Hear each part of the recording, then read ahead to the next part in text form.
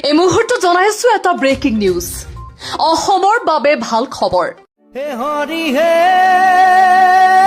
অহা ইংৰাজী 1 ফেব্ৰুৱাৰী 2026 তাৰিখ দেওবাৰৰ পৰা বৰদোৱাস্থিত পবিত্ৰ শ্ৰীমন্ত শংকৰদেৱ আৱিৰ্ভাৱ ক্ষেত্ৰ দৰ্শনাৰ্থীৰ বাবে মুকলি কৰা হ'ব।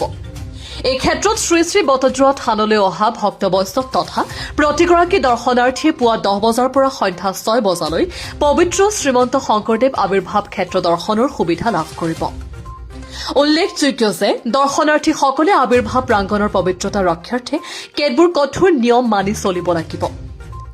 কাইলৈৰ পৰা দৰ্শনাৰ্থীৰ বাবে মুকলি কৰা হ'ব জগতগুৰু শ্ৰীমন্ত শংকৰদেৱ গুৰুজনাৰ পবিত্ৰ জন্মস্থানত নিৰ্মাণ কৰা মহাপুৰুষ শ্ৰীমন্ত শংকৰদেৱ আৱিৰ্ভাৱ ক্ষেত্ৰ।